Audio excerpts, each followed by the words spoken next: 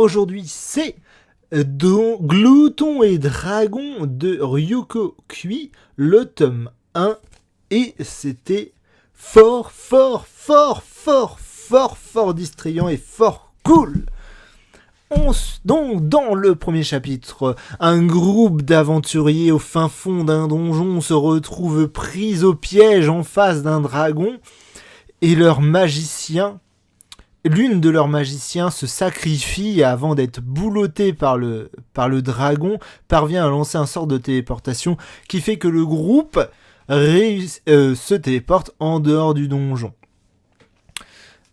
Après cette facétieuse aventure, malheureusement, 2 membres du groupe quittent et donc se retrouvent donc Leios, Marceline et le troisième, évidemment, l'elfin, je me rappelle plus du nom,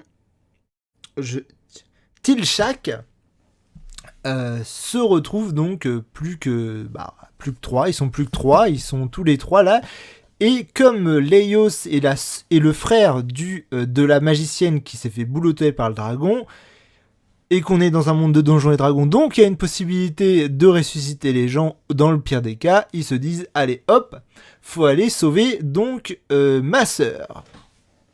Sauf que explorer un donjon, matériel, vivre et tout ça, ça coûte cher, et ils sont un peu dans la mer niveau fric, et donc ils décident de faire quelque chose que très peu d'aventuriers font, mais de boulotter, de manger les monstres qu'il y a à l'intérieur du donjon.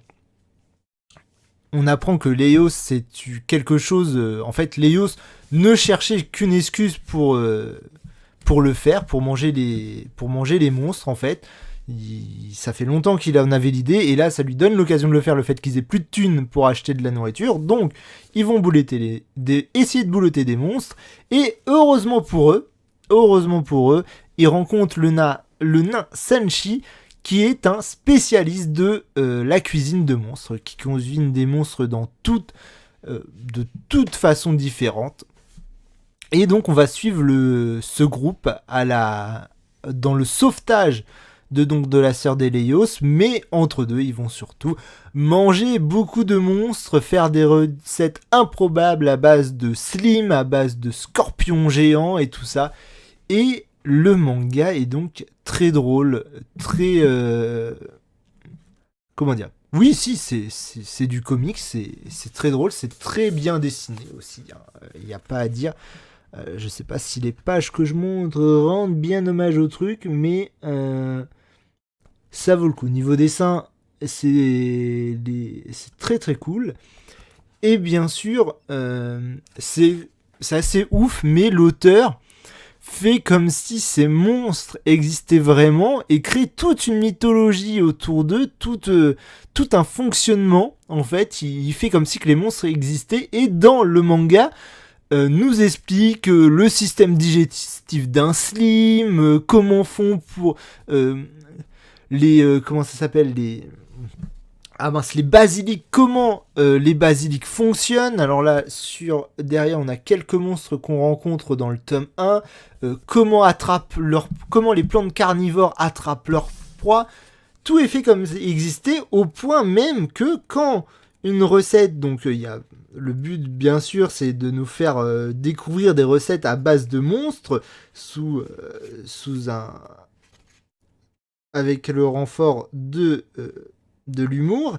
Et donc à chaque fois qu'ils font une recette, voilà, j'ai trouvé pour le premier, le pot-au-feu de scorpions géants et champignons ambulants, l'auteur fait comme si on pouvait reproduire la recette chez nous, et nous donne tous les ingrédients pour la refaire, et même tout l'avant qu'il nous donne ça, Sanichi donc fait la cuisine et nous explique limite étape par étape comment cuisiner ce monstre pour avoir ce plat, et c'est génial. Alors je vais vous en montrer un deuxième peut-être.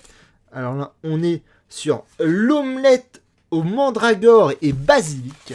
Alors si un jour vous tombez sur un basilic et de la mandragore, n'hésitez pas à vous faire une belle omelette.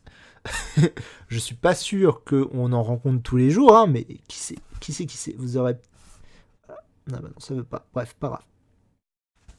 Et donc c'est génial, c'est très drôle, c'est... J'allais dire c'est bien documenté, mais on a vraiment l'impression que l'auteur s'est documenté sur les monstres, et donc nous rend ça...